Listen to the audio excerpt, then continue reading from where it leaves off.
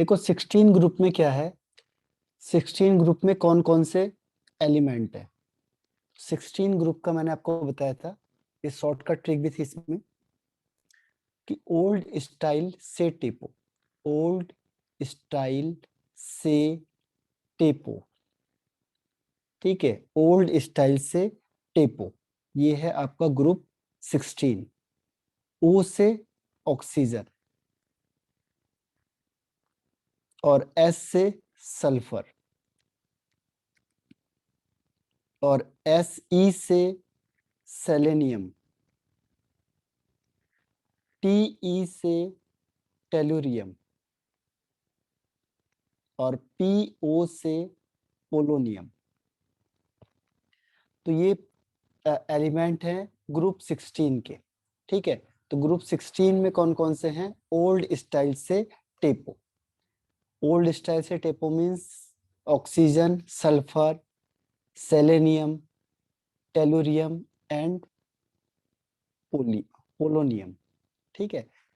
पहली चीज ये हो गई। अब इस ग्रुप को हम क्या बोलते हैं, देखो ग्रुप 16 तो है ये, इसे हम कहते हैं ऑक्सीजन फैमिली, क्योंकि इसका फर्स्ट मेंबर ऑक्सीजन है, ऑक्सीजन फैमिली कहते हैं। और एक और नाम है इसका, कैल्केजन, इसका नाम है कैल्केजन, ठीक है।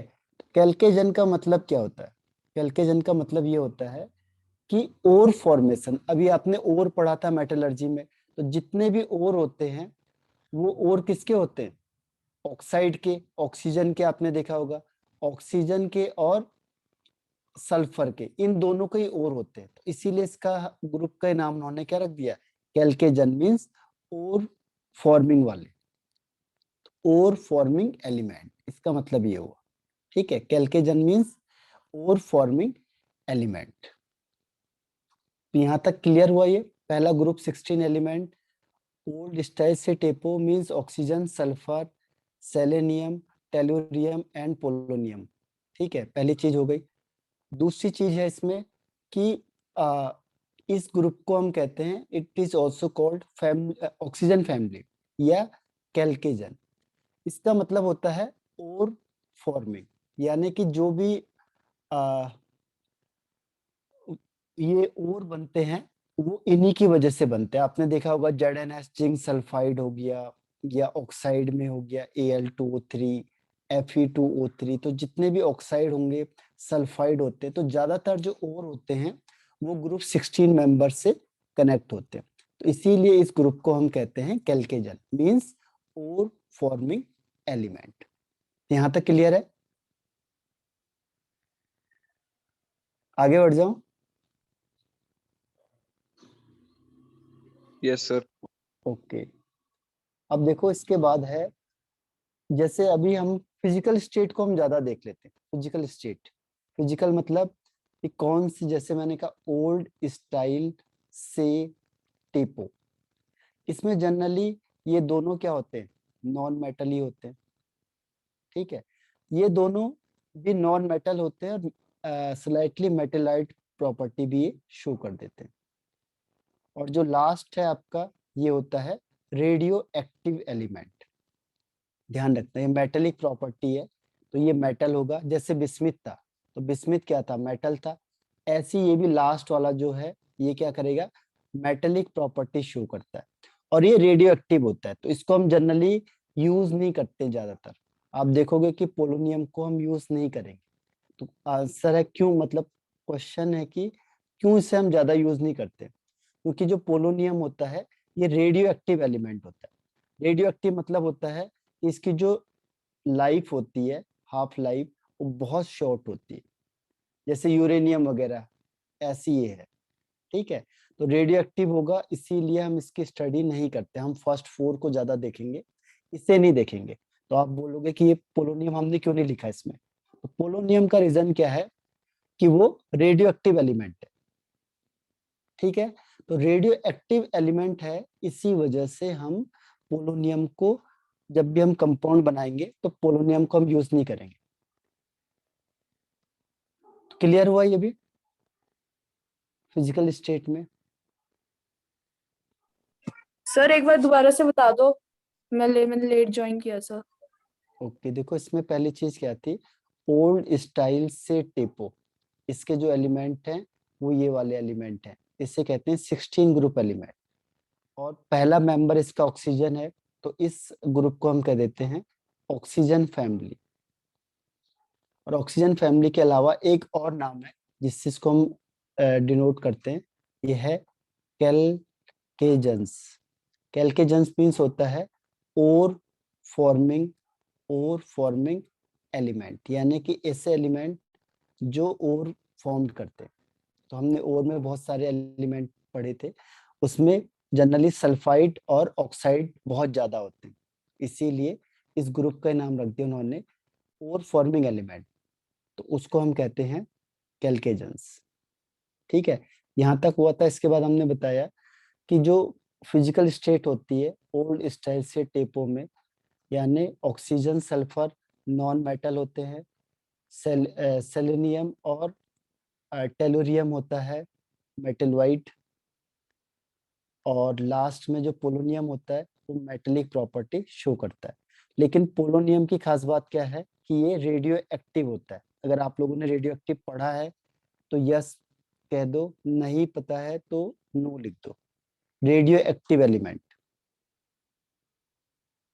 रेडियो एक्टिव के लिए बता दो यस या नो। Yes polonium sir. पढ़ा है ना? ओके, चलो मैं इसको बता देता हूँ। देखो रेडियो एक्टिव होता क्या, रेडियो एक्टिव वो होते हैं, देखो रेडियो एक्टिव एलिमेंट जो होते हैं, रेडियो एक्टिव एलिमेंट या रेडियो एक्टिविटी जिसका एटॉमिक नंबर 83 होगा या इससे ज्यादा होगा, जनरली वो रेडियो एक्टिव होते हैं। ठीक है, तो ये क्या होते हैं, डिसइंटीग्रेट हो जाते हैं, डिसइंटीग्रेट साइमल्टेनियसली, जैसे बम बनते हैं, यूरेनियम बम का काम करता है, तो ये अपने आप ही डिसइंटीग्रेट हो जाएगा साइमल्टेनियसली। तो ये बहुत ज्यादा डेंजरस होते हैं, जैसे यूरेनियम है, रेडॉन है, ऐसी पोलोनियम है। तो ये क्या होते हैं, अपने आप ही डिसइंटीग्रेट हो जाएंगे, और इससे क्या होगी, फिर large amount of energy produce हो जाती है। ठीक है, और इससे जनरली 3 तरीके की रेस निकलती है, अल्फा बीटा और गामा। इसे कहते हैं radio active, radio active rays. और इससे हेनरी बैक्यूरेल ने डिस्कवर किया था, तो इसलिए इसको बैक्यूरेल रे भी कह देते हैं। ठीक है, तो ये अपने आप डिसइंटीग्रेट हो जाती है, इसीलिए तो इसकी हाफ लाइफ बहुत शॉर्ट होती है। इसको बहुत संभाल के रखना पड़ता है, क्योंकि जैसे यूरेनियम है बहुत ज्यादा डेंजरस होता है, और इरेडॉन है उससे भी ज्यादा डेंजरस होता है, रेडियम सॉरी। तो इस तरीके से क्या है, जो रेडियो एक्टिव होते हैं ये अपने आप ही डिसइंटीग्रेट हो जाते हैं। तो उस सर तो तरीके के इनका मास एलिमेंट, खुद ही कम हो जाता है। हाँ जैसे यूरेनियम वगैरह ये अपने आप ही टूट जाता है, तभी तो। और इससे large amount of energy produce होती है, तभी हम इसे बम में यूज करते हैं, जो न्यूक्लियर बम होते हैं। तो यूरेनियम होता है, क्योंकि जो ये न्यूक्लियस रिएक्शन होती है इसमें, इसमें सब क्या होती है, न्यूक्लियस रिएक्शन होती है, न्यूक्लियर रिएक्शन। और न्यूक्लियर रिएक्शन से बहुत ज्यादा अमाउंट ऑफ एनर्जी प्रोड्यूस होती है। ठीक है, तो यहाँ तक मैंने बता दिया था, क्लियर हुआ यहाँ तक? तो इसके कंपाउंड बनने तो जनरली पॉसिबल नहीं होते, क्योंकि ये क्या है, वैसे भी डेंजरस होता है। क्लियर है? यस आगे सर। बढ़ यस जाऊं? सर। ओके, अब देखो ये क्वेश्चन आया भी था पहले कि oxygen is most abundant element.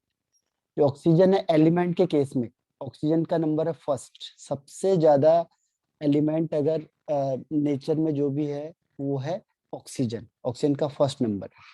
ठीक है, फ्री स्टेट में और कंबाइंड स्टेट में, दोनों स्टेट में ये आपको मिलेगा। तो फ्री स्टेट में जनरली है आपके पास, ये तो आपने पढ़ा होगा, 20.4%। ठीक है, और पूरे एटमॉस्फेयर का 23% है, ये पूरे एटमॉस्फेयर का 23%। और ये बाई वॉल्यूम में 0.46%। ठीक है, एक ये आता है इसमें फोटोसिंथेसिस में, इसको यूज करते हैं हम लोग। ये फोटोसिंथेसिस वाली रिएक्शन आपने पढ़ी होगी, जिसमें हम ग्लूकोज बनाते हैं। और देखो ये ऑक्सीजन है जो, इसका 46.6% है by weight in earth crust, इसीलिए नंबर 1 पे आता है। और मेनली अकर है सिलिकेट मिनरल्स होता है, इतना ज्यादा तो नहीं पूछते। यही पूछेगा कि जो फर्स्ट नंबर पे ये ऑक्सीजन का कौन सा नंबर है। ठीक है, तो ऑक्सीजन का फर्स्ट नंबर है एलिमेंट के रिस्पेक्ट में। सल्फर का लेस एबंडेंट होता है और 16th मोस्ट एबंडेंट एलिमेंट होता है सल्फर। और इसकी जो परसेंटेज होती है 0.03 से 0.1% by mass of earth crust. Earth crust का 0.03 से 0.1% तक होता है सल्फर। ठीक है, ऑक्सीजन का पूछा जा सकता है ज्यादा। कंबाइंड स्टेट में देखो दो तरीके के स्टेट होते हैं किसी भी चीज को एग्जिस्ट करने के। पहला होता है फ्री स्टेट और एक होता है कंबाइंड स्टेट। फ्री स्टेट और कंबाइंड स्टेट। ठीक है, तो ये कंबाइंड स्टेट में जो मिलेगा सल्फर आपको, ये किसी के साथ कंबाइंड होगा, इसे कैल्शियम सल्फेट डॉट 2s2। ठीक है, इसे कहते हैं Epsom salt. Epsom salt sorry ये है Mg, इसको याद कर लो आप। ये तो जिप्सम हो गया आपका, ये आपने पहले ही पढ़ा है क्लास 10th में। ये है MgSO4.7s2, इसका नाम है इप्सम। थोड़े से कंपाउंड के आपको नाम याद रखने पड़ेंगे क्योंकि ये पूछ लेता है कई बार वो, इप्सम। ठीक है, जिप्सम है आपका CaSO4.2s2।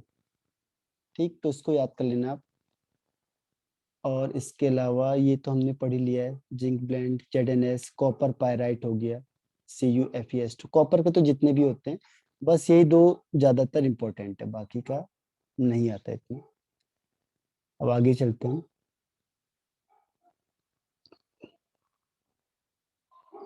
इलेक्ट्रॉनिक कॉन्फ़िगरेशन देखो, मैंने आपको इसकी ट्रिक बता दी थी इलेक्ट्रॉनिक कॉन्फ़िगरेशन की।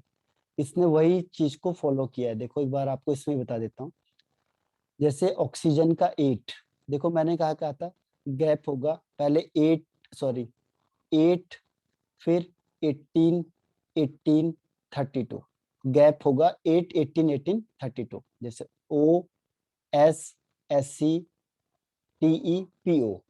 अब देखो गैप क्या हुआ, +8 8 + 8, पहले 8 8 था, 8 + 8 16 हो गया, 16 + 18 34, 34 + 18 52 और 52 + 32 यानी 84। ये गैप याद रखना है, सिंपल गैप है 8 18 18 32। बस शुरू का आपको याद होना चाहिए बस। पहली चीज ये हो गई। दूसरी चीज ये वाला देखो, इसके लिए भी मैंने आपको ट्रिक बताई थी। देखो पहले आपने क्या करना था, नोबल गैस के नाम लिखने, हीना, नीना और करीना, जैसी। ठीक है, ये 6 स्टेप हो गए। तो यहाँ पे भी देखो 6 स्टेप लिख दिए इसने। अब इसके बाद क्या किया देखो, अब जो हीलियम होता है 2 होता है, नियॉन 10 होता है, आर्गन 18 होता है, क्रिप्टन 36 होता है और जिनॉन होता है 54। ठीक, अब आपको क्या बताया था देखो, ऑक्सीजन होता है जो, इसके लास्ट में होता है NH2NP4। पी के 4 हो जाएंगे, 4 + 2 6, क्योंकि इसके 6 लास्ट में होते हैं। जैसे 8 हो गया, 2 और 6 लिखते हैं हम, तो 6 लास्ट में हो गया। तो NH2 और NP4 ये लास्ट में होंगे ही होंगे सब में। अब देखो पहले में 2, फिर 1 प्लस कर दो 3, फिर 4, फिर 5, फिर 6। पहला स्टेप ये हो गया। देखो मैंने आपको सिंपल बताया था, पहले 2s2 2p4, फिर 3s2 3p4, फिर 4s2 4p4, फिर 5s2 5p4, फिर 6s2 6p4। पहला स्टेप ये हो गया। अब देखो जहाँ पे 4 आएगा उसके पहले 3 लिखना है आपने, 3d10। जहाँ पे 5 आएगा वहां पे एक पहले लिख देना है, 4d10। और अगर 6 आ गया तो उसके आगे दो चीज लिखनी है, एक 5d10 और एक 4f14। ठीक है, ये अगर आपको याद हो, तो मैंने आपको ट्रिक बताई थी, तो उस तरीके से करना है, इसे नहीं करना है, लॉन्ग मेथड है, इसको प्रीफर नहीं करते हैं, ठीक है, ये शॉर्टकट मेथड को ही प्रीफर करते हैं। तो इससे आप किसी का भी कॉन्फ़िगरेशन आप आराम से लिख सकते हो। अब देखो, ये इसमें कोई डाउट है किसी को? No sir. बताओ। ओके, अब देखो ऑक्सीडेशन स्टेट को यहाँ पे भी डिस्कस करेंगे, आगे भी हम डिस्कस करेंगे। थोड़ा ऑक्सीजन एक्सेप्शनल केस होता है, तो इसमें -1 -2 +1 +2 ऑक्सीडेशन स्टेट शो करता है ऑक्सीजन, ठीक है। सल्फर भी करता है -2, लेकिन कम करता है। बाकी इसमें जनरल जो है +2 +4 +6 और -2, बस यही है इसमें। माइनस का सबसे ज्यादा कौन करेगा? ऑक्सीजन, क्योंकि ऑक्सीजन की इलेक्ट्रोनेगेटिविटी ज्यादा होती है। तो माइनस का मतलब होता है इलेक्ट्रॉन को गेन करना, और गेन कौन करेगा? जो ज्यादा पावरफुल होता है, ठीक है। तो इलेक्ट्रोनेगेटिविटी ऑक्सीजन की सबसे ज्यादा होती है, इसीलिए -2 की जो टेंडेंसी होगी वो ऑक्सीजन की सबसे ज्यादा होगी इनके कंपैरिजन। अब इसमें एक क्वेश्चन आता है आपके पास, जनरली आप जितने भी कंपाउंड देखते हो, आपने देखा होगा जो भी कंपाउंड है तो उसमें हम लिखते हैं जैसे XeF4 हो गया जिनोन का, या XeOF4 हो गया, या Al2O3 हो गया, या HCl, ये HF हो गया, ठीक है। ऐसे डी ब्लॉक में भी आता है आपके पास। तो जनरली वो कहता है कि जो जितने भी आपके पास कंपाउंड मिलेंगे इस टाइप के, वो या तो ऑक्साइड वाले होते हैं या फिर फ्लोराइड वाले होते हैं। उसका रीजन क्या है? वाई? जो भी आपको कंपाउंड मिलेंगे वो ऑक्साइड वाले और फ्लोराइड वाले ही ज्यादा होते हैं, क्यों? क्योंकि वो ज्यादा इलेक्ट्रोनेगेटिव है। ओके, और कोई आंसर इसके अलावा?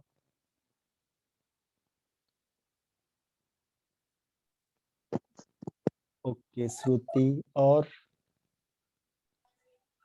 सर क्वेश्चन क्या था? क्वेश्चन ये है कि जितने भी कंपाउंड हैं वो ऑक्साइड और फ्लोराइड वाले सबसे ज्यादा होते हैं। जैसे हम काउंटिंग करेंगे तो ऑक्साइड वाले या फ्लोराइड वाले सबसे ज्यादा कंपाउंड मिलेंगे हमें, क्यों?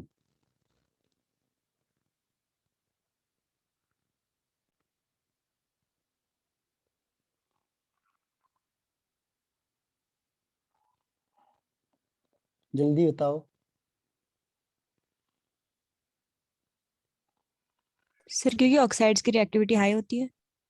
रिएक्टिविटी हाई होती, ओके। और इसके अलावा सोचो जरा, आप अपने हिसाब से सोचो कि आप क्या आंसर लिख सकते हो। मतलब अगर आप आंसर लिखना चाहोगे तो आप क्या चीज, किसके बेस पे आप उसे वो करोगे, डिफाइन करोगे? तो आप दोनों ने सही बताया आंसर। तो कुछ ना कुछ देखो आपके दिमाग में होना चाहिए कि क्या आंसर करें हम। तो इसका आंसर सही है कि जो ऑक्सीजन होता है और फ्लोरीन होता है उसकी इलेक्ट्रोनेगेटिविटी हाई होती है, ठीक है। इलेक्ट्रोनेगेटिविटी हाई होती है यानी ज्यादा रिएक्टिव होते हैं, क्योंकि रिएक्टिविटी ज्यादा होगी तब ये क्या करेंगे? रिएक्शन करेंगे। इलेक्ट्रोनेगेटिविटी का मतलब ये जबरदस्ती इलेक्ट्रॉन खींच लेते हैं। जैसे नोबल गैस है, अब उसमें पढ़ोगे तो फ्लोरीन और ऑक्सीजन ही मिलेगा, तो जनरली नोबल गैस रिएक्शन करते नहीं है, लेकिन फ्लोरीन और ऑक्सीजन ही क्यों करेगा? क्योंकि ये जबरदस्ती दूसरे से इलेक्ट्रॉन खींच लेता है, ठीक है। जबरदस्ती खींच लेगा क्योंकि इसकी इलेक्ट्रोनेगेटिविटी हाई होती है, ये हाईली रिएक्टिव होते हैं। तो कोई इलेक्ट्रॉन नहीं भी देना चाहेगा लेकिन ये उनसे जबरदस्ती इलेक्ट्रॉन खींच लेंगे। इसीलिए जो हेलो नोबल गैसेस होते हैं या और कंपाउंड होते हैं उसमें ऑक्साइड और फ्लोराइड वाले कंपाउंड ज्यादा होते हैं, ठीक है। अब इसके आगे चलते हैं हम। वही टॉपिक है जो को हमने पढ़ा था, उसके साथ किसके साथ? नाइट्रोजन फैमिली के साथ। अब वही चीज हम यहाँ पे स्टार्ट करेंगे। इसलिए मैंने कहा था कि प्रॉपर्टी सबकी सेम है। पहला एटॉमिक नंबर देखो, एटॉमिक नंबर अभी हमने डिस्कस कर लिया, तो ये पहला एटॉमिक नंबर है। एटॉमिक मास ऑक्सीजन का 16, सल्फर 32, इसका 79 के आसपास है, और इसका 127.6, और इसका 210। इसके बाद आते हैं हम साइज, एटॉमिक रेडियस का मतलब ध्यान रखना एटॉमिक साइज है। Covalent radius, sorry, covalent radius का मतलब हो गया एटॉमिक साइज। साइज की बात कर रहे हैं हम। तो जब हम साइज की बात करते हैं, इसमें कोई एक्सेप्शनल केस नहीं है, ठीक है। ओल्ड स्टाइल से टेपो है, तो जैसे जैसे आप नीचे जाओगे साइज क्या होगा, इंक्रीज होता चला जाएगा। तो साइज में कोई भी एक्सेप्शनल, इसमें एक्सेप्शनल नहीं है ज्यादातर, ठीक है। इससे आगे बढ़ते जाओगे एक्सेप्शनल नहीं मिलेगा आपको, जनरल ट्रेंड है। सबसे ज्यादा एक्सेप्शनल होता है 13-14 वाले में। 13 में तो बहुत ज्यादा एक्सेप्शनल केस है, इसमें कोई नहीं है। इसमें जैसे जैसे आप डाउन द ग्रुप जाओगे साइज क्या होता जाएगा, इंक्रीज होता जाएगा, ठीक है। ऐसे ही आयनिक साइज भी क्या होता जाएगा, इंक्रीज होता जाएगा। डाउन द ग्रुप आपने जो पढ़ा था कि एटॉमिक साइज और आयनिक साइज इंक्रीज होता जाएगा।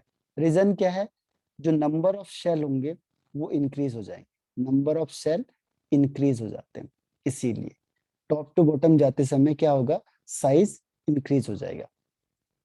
सेकंड चीज हमने पढ़ा था आयोनाइजेशन एंथैल्पी। इसकी मीनिंग सबको पता है ना, अगर नहीं पता है तो पूछ लो, मैं आपको बता दूंगा। Ionisation enthalpy, ionisation enthalpy top to bottom क्या होती है, डिक्रीज हो जाती है। तो ये सेम कॉन्सेप्ट है, यहाँ पे भी कोई डिफरेंट नहीं है। तो आयोनाइजेशन एंथैल्पी का कोई क्वेश्चन, मतलब ये आता है ना आपको, सर एक बार बता दो। Ionisation enthalpy, yes sir. ठीक है। देखो आयोनाइजेशन एंथैल्पी होती क्या है, आयोनाइजेशन का मतलब होता है किसी भी चीज को आयोनाइज करना, और एंथैल्पी का मतलब होता है हीट या एनर्जी। तो जितनी एनर्जी रिक्वायर्ड होगी, the energy required to lose outermost electron, क्योंकि जो इलेक्ट्रॉन निकलेगा वो सबसे बाहर वाला होगा, ठीक है, जो लूजली बाउंड होगा। तो उस इलेक्ट्रॉन को निकालने के लिए, रिमूव करने के लिए जितनी अमाउंट ऑफ एनर्जी रिक्वायर्ड हो फ्रॉम आइसोलेटेड गैसियस एटम, यानी कि जो एटम होना चाहिए आइसोलेटेड, मतलब किसी के साथ कंबाइंड नहीं होना चाहिए, अलग होना चाहिए, और गैस के फॉर्म में होना चाहिए, गैसियस एटम होना चाहिए। जैसे कि ये एक्स लिखा मैंने, तो गैस होना चाहिए और किसी के साथ कंबाइंड नहीं होना चाहिए। अब ये जो इलेक्ट्रॉन निकालेगा, इसको निकालने के लिए जितनी एनर्जी हम देंगे, इसे सप्लाई करेंगे, वो क्या हो जाएगी, आयोनाइजेशन एनर्जी हो जाएगी।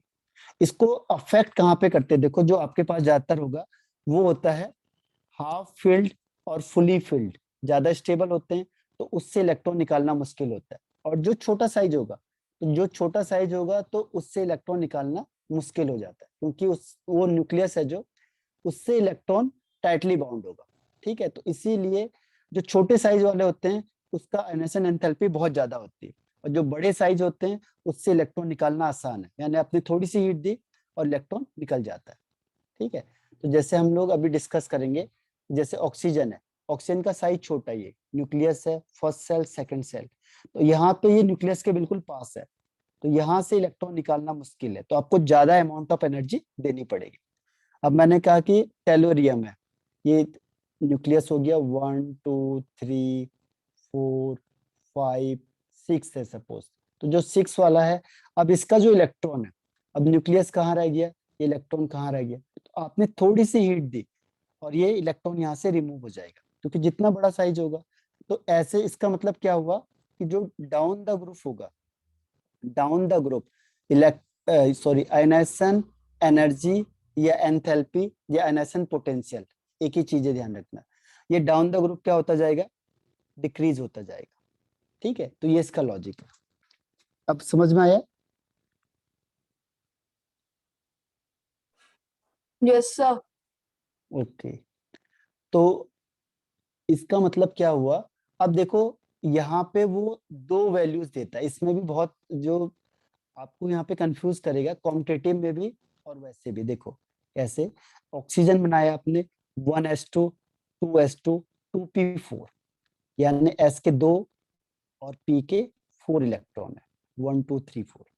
अब इसमें फर्स्ट आयोनाइजेशन एंथैल्पी, यानी जब आपने एक इलेक्ट्रॉन निकाला, तो आपने एक इलेक्ट्रॉन निकाला तो इसका बन जाएगा 1s2 2s2 2p3। अब p में 3 हो गए यहाँ पे, 1 2 3। ठीक है, अब IP2। अब जब आप दूसरा इलेक्ट्रॉन निकालोगे तो उसे कहते हैं सेकेंड आयोनाइजेशन एनर्जी या पोटेंशियल। ठीक है, तो अब जो इसकी वैल्यू हो जाएगी 1s2 2s2 2p2। अब क्वेश्चन क्या पूछेगा वो आपसे कि बताओ कि फर्स्ट आयोनाइजेशन एनर्जी ज्यादा है या सेकेंड आयोनाइजेशन एनर्जी ज्यादा है? कौन सी आयोनाइजेशन एनर्जी ज्यादा है, फर्स्ट या सेकेंड? किसमें आपको ज्यादा एनर्जी लगेगी, ज्यादा हीट किसमें लगेगी इलेक्ट्रॉन को सेकंड। रिमूव करने के लिए? ओके, और इसके अलावा आंसर श्रुति और सुमित ने आंसर दिया, इसके अलावा और कोई आंसर?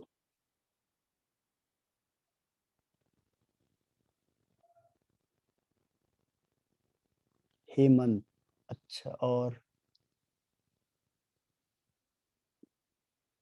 तो ये देखो, ये बेसिक चीजें हैं जो 11th में है।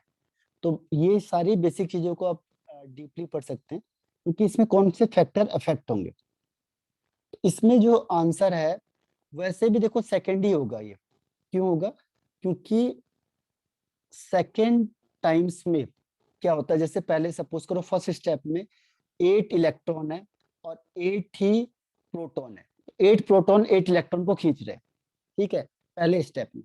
दूसरे स्टेप में क्या हुआ, इलेक्ट्रॉन कितने रह गए, 7 इलेक्ट्रॉन, और प्रोटॉन कितने रह गए, 8 प्रोटॉन हो गए। तो किसमें फोर्स ऑफ अट्रैक्शन ज्यादा होगा? देखो, 8 लोग आप वो आप 8 हैं अपोजिशन वाले।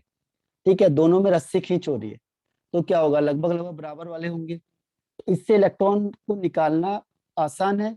या इधर 8 प्रोटॉन है और ये 7 इलेक्ट्रॉन। अब जो फोर्स ऑफ अट्रैक्शन होगा किस केस में ज्यादा होगा, बताओ? फोर्स ऑफ अट्रैक्शन फर्स्ट वाले केस में ज्यादा होगा या सेकंड वाले केस में ज्यादा होगा? फोर्स ऑफ अट्रैक्शन किस केस में ज्यादा होगा? हाँ, श्रुति ने सही दिया। तो इसमें किस में ज्यादा होगा, सेकंड वाले में। ठीक है, सेकंड वाले में ज्यादा होगा क्योंकि 8 प्रोटॉन 7 को खींच रहे अपनी तरफ को, तो आसानी से खींच लेंगे, तो ये इलेक्ट्रॉन को जाने नहीं देंगे। जाने नहीं देंगे तो आपको ज्यादा एनर्जी यहाँ लगानी पड़ेगी, यहाँ पे हाई एनर्जी लगेगी। किसके कंपैरिजन में, फर्स्ट वाले के कंपैरिजन में। इसके लिए लेस एनर्जी रिक्वायर्ड। इसीलिए यहाँ पे जो सेकेंड आयनाइजेशन एंथैल्पी होती है उसकी वैल्यू ज्यादा होगी as compare to first one. ठीक है, ये ध्यान रखना। क्लियर हुआ अब ये? फर्स्ट सेकंड की ज्यादा होगी फर्स्ट से, लेकिन ये हर बार ऐसा हो ऐसा नहीं होता। अगर मैंने यहां से इलेक्ट्रॉन निकाला सेकंड और थर्ड में, तो सेकंड की वैल्यू सबसे ज्यादा होगी क्योंकि हाफ फील्ड हो गया। हाफ फील्ड से इलेक्ट्रॉन को निकालना मुश्किल होता है क्योंकि हाफ फील्ड ज्यादा स्टेबल होता है। हाफ फील्ड और फुली फील्ड ज्यादा स्टेबल होते हैं। तो P3 हाफ फील्ड हो गया। तो जो 3 वाली वैल्यू होगी, होना क्या चाहिए था, 3 में 6 इलेक्ट्रॉन होगा और 8 प्रोटॉन होगा, तो यहाँ पे तो फोर्स ऑफ अट्रैक्शन बहुत ज्यादा हो जाएगा। लेकिन यहाँ पे हाफ फील्ड होने की वजह से सेकंड केस वाले में उसमें ज्यादा एनर्जी लगेगी। ठीक है, पर यहाँ पे तो सिंपल केस है, यहाँ पे ऐसा ही होता है 1 2 3 में। ठीक है, इसमें किसी को कोई डाउट है तो पूछो मुझे। Any doubt? तो ये देखो, ये है आपका फर्स्ट की वैल्यू, ये लिखी है ऊपर और सेकंड की नीचे लिखी। देखो, फर्स्ट में है 1314, सेकंड में 3388, लगभग देखो 2 टाइम से भी ज्यादा है। ठीक है, ऐसे देखो, ये 1000 है और सेकंड में 2251 है, डबल से भी ज्यादा है। देखो 941 है और ये 2045 है, यानी डबल से भी ज्यादा है। ये पहले है 869 और फिर है 1790, यानी डबल से भी ज्यादा है। ठीक है, इसका फर्स्ट है, सेकंड नहीं। तो इस केस में ध्यान रखना आपने कि पहली चीज सेकंड की वैल्यू ज्यादा होगी। देखो, ये आयोनाइजेशन एंथैल्पी के लिए 2 वैल्यू दी है। ठीक है, सेकंड की ज्यादा होगी फर्स्ट से, और जैसे जैसे आप डाउन द ग्रुप जाओगे क्या होगा, डिक्रीज होता जाएगा। ठीक है, डाउन द ग्रुप में डिक्रीज हो जाएगा। तो ये आयोनाइजेशन एंथैल्पी का रीजन है, क्योंकि साइज छोटा होगा तो इलेक्ट्रॉन को निकालना मुश्किल है। जैसे जैसे साइज बढ़ेगा इलेक्ट्रॉन इजिली निकल जाएगा। तो आयोनाइजेशन एंथैल्पी क्लियर हुआ? आयोनाइजेशन एंथैल्पी में 2 चीज याद रखनी। पहला, down the group. Down the group क्या होगा, डाउन द ग्रुप डिक्रीज होगा। दूसरी चीज है कि इसमें दो केस होंगे, H1 और एक H2। तो H2 की वैल्यू ज्यादा होगी H1 से, बस दो ही केस आपको याद रखने हैं इसमें। अब है इलेक्ट्रोनेगेटिविटी। इलेक्ट्रोनेगेटिविटी कॉन्सेप्ट अगर आपको पता है और नहीं पता है तो मैं इसे भी समझा देता हूँ। इलेक्ट्रोनेगेटिविटी ये आता है आपको इलेक्ट्रोनेगेटिविटी का? इलेक्ट्रोनेगेटिविटी किसी को डाउट है इसमें, इलेक्ट्रोनेगेटिविटी में? No sir. ओके, तो इलेक्ट्रोनेगेटिविटी का भी वही टर्म्स है। देखो, डाउन द ग्रुप क्या होगा? डाउन द ग्रुप डिक्रीज हो जाएगा। इलेक्ट्रोनेगेटिविटी सेम कॉन्सेप्ट है, डाउन द ग्रुप डिक्रीज, यानी ऑक्सीजन का सबसे ज्यादा, फिर सल्फर का, फिर सेलेरियम का, टेलोरियम का और पोलोनियम का सबसे लास्ट है। ठीक है, तो इलेक्ट्रोनेगेटिविटी डाउन द ग्रुप क्या होती है? डिक्रीज होती है। सेम रीजन है इसका भी, जो फोर्स ऑफ अट्रैक्शन है कम हो जाएगा। इलेक्ट्रोनेगेटिविटी मतलब होता है tendency to attract share pair of electron. और अट्रैक्ट कौन करेगा? जिसमें फोर्स ऑफ अट्रैक्शन ज्यादा होगा। फोर्स ऑफ अट्रैक्शन किसका ज्यादा होगा? जिसका छोटा साइज होगा, वो न्यूक्लियस के पास होगा। इसीलिए डाउन द ग्रुप डिक्रीज होता है। इसमें ये क्वेश्चन आ सकता है आपके पास, क्योंकि ये एक्सेप्शनल केस है, ध्यान रखना। इलेक्ट्रोनेगेटिविटी और इलेक्ट्रॉन एफिनिटी या इलेक्ट्रॉन गेन एंथैल्पी, ध्यान रखना, इलेक्ट्रॉन एफिनिटी या electron gain enthalpy, electron gain enthalpy, electron gain enthalpy. ठीक है, इन दोनों में फर्क क्या है? देखो, ये कंफ्यूज करता है आप लोगों को थोड़ा सा, क्योंकि दोनों में डिफरेंस है। जनरली आप जब बोर्ड लेवल में पढ़ते हो तो उसमें लिखा रहता है कि इलेक्ट्रॉन एफिनिटी और इलेक्ट्रॉन गेन एंथैल्पी सेम होते हैं, लेकिन ये सेम नहीं होते हैं, कहीं पे डिफरेंस भी होता है। ठीक है, तो डिफरेंस मैं आगे बताऊंगा, सिर्फ मैं आपको यहाँ पे बता रहा हूँ कि डिफरेंस। एक चीज जो मैं बता देता हूँ वो ये है कि अगर इलेक्ट्रोनेगेटिविटी की, इलेक्ट्रॉन एफिनिटी की वैल्यू प्लस है तो इलेक्ट्रॉन गेन एंथैल्पी की वैल्यू नेगेटिव होगी, वही चीज, बस ये समझ लो। प्लस माइनस का किससे मतलब है? एनर्जी से, क्योंकि ये भी एनर्जी है। तो एक में प्लस का मतलब रिक्वायर्ड होगी एनर्जी, और माइनस का मतलब एनर्जी रिलीज होगी। ठीक है, ये दोनों का कॉन्सेप्ट है। और अगर आप इसको डीपली जानना चाहोगे तो मैं आगे आपको बता दूंगा पूरा डीप से। अब देखो, यहाँ पे उसने कहा इलेक्ट्रॉन गेन एंथैल्पी। आपने पहले भी पढ़ा होगा कि जो इलेक्ट्रॉन एफिनिटी या electron gain enthalpy down the group क्या होती है? इंक्रीज या डिक्रीज? डाउन द ग्रुप क्या होगी? इंक्रीज या डिक्रीज? इलेक्ट्रॉन गेन एंथैल्पी या electron affinity down the group, बताओ मुझे, इंक्रीज होगी या डिक्रीज होगी? डाउन द ग्रुप इंक्रीज या डिक्रीज? इलेक्ट्रॉन गेन एंथैल्पी या इलेक्ट्रॉन एफिनिटी? ओके श्रुति, और इसके अलावा कोई answer? Decrease. Okay Hemant and Sumit, और इसके अलावा? इसके बाद मुझे सारे आंसर चाहिए। अब मैं रिवीजन में आ जाऊंगा, बस बहुत जल्दी ये आपका खत्म हो जाएगा। तो रिवीजन में मैं आपसे आंसर पूछूंगा अब सारे। तो इसका आंसर, हाँ सबने सही आंसर दिया है, सुमित, अंबिका, हेमंत, और ये डिक्रीज होती है। ठीक है, लेकिन यहाँ पे एक्सेप्शनल केस होता है, इसको याद रखना आपने। यहाँ पे एक्सेप्शनल केस क्या होता है कि इलेक्ट्रॉन गेन एंथैल्पी या इलेक्ट्रॉन एफिनिटी में क्या होगा? ओल्ड स्टाइल से टेपो। ठीक है, आप करोगे ये वाला ऑर्डर और ये गलत हो जाएगा। ठीक है, ये गलत हो जाएगा। अब ये ऑर्डर होगा क्या? देखो, ये ऑर्डर होगा, इसको देखो, अब इलेक्ट्रॉन गेन एंथैल्पी में एक्सेप्शनल केस है, आप किस पे टिक लगाओगे? ओल्ड स्टाइल से टेपो, और ये गलत हो जाएगा। ठीक है, इसमें होता क्या है कि जो ऑक्सीजन होता है इसकी वैल्यू सबसे कम हो जाती है तो ये नंबर 1 पे, और होना चाहिए था नंबर 1, लेकिन ये बेचारा सबसे लास्ट में चले जाता है, इसको हम काउंट नहीं करेंगे, तो ये सबसे लास्ट में चले जाएगा। देखो, ये ध्यान रखना आप। अब इसमें क्वेश्चन दे सकता हूँ आपको, क्योंकि हर कोई क्या करेगा? पहला वाला ही टिक करेगा। जिसको अगर इसके बारे में ना पता हो वो फर्स्ट वाला ही टिक करेगा, लेकिन इसका आंसर है सेकंड वाला। ठीक है, ऑक्सीजन का लास्ट हो जाता है इनके कंपैरिजन में, सल्फर सबसे ज्यादा, फिर Fe, फिर Te। अब आपको ये बता सकता है इसमें से कि ऑक्सीजन की वैल्यू कम क्यों होती है, सबके कंपैरिजन में ऑक्सीजन कम क्यों हो जाता है। पहले से ध्यान रखो, इलेक्ट्रॉन गेन एंथैल्पी या इलेक्ट्रॉन एफिनिटी का ऑर्डर ये देख लो, और ऐसा मत करना, ये बिल्कुल भी गलत है। कोई रीजन जानता है? हाँ लगभग श्रुति। और इसके अलावा कोई आंसर? क्यों ऑक्सीजन होता है जो नंबर 1 पे होना चाहिए था, लेकिन ये लास्ट में पहुंच गया। आपके उसमें 9th 10th में भी ये था, सल्फर की ज्यादा होती है, ठीक। 11th में भी था ये, बल्कि क्योंकि 11th में पीरियोडिक टेबल में पूरा डिटेल्स है, वहां तो आपको डिटेल से ही बताते हैं, यहाँ तो हम उसका एक्सटेंडेड फॉर्म बता रहे हैं बस, ठीक है। तो मैं इसका रीजन बता देता हूँ। रीजन किसी को और पता हो इसके अलावा तो बता दो मुझे, आपको जो भी लगता हो बताओ मुझे कि ये चीज है इसका आंसर। देखो अब मैं आपको इसका आंसर बता देता हूँ। इलेक्ट्रॉन एफिनिटी या इलेक्ट्रॉन गेन एंथैल्पी का मतलब होता है कि इलेक्ट्रॉन को ऐड करने के लिए या अट्रैक्ट करने के लिए जितनी अमाउंट ऑफ एनर्जी क्या होती है, रिलीज होती है, वो आपका इलेक्ट्रॉन गेन एंथैल्पी हो जाती है, ठीक है।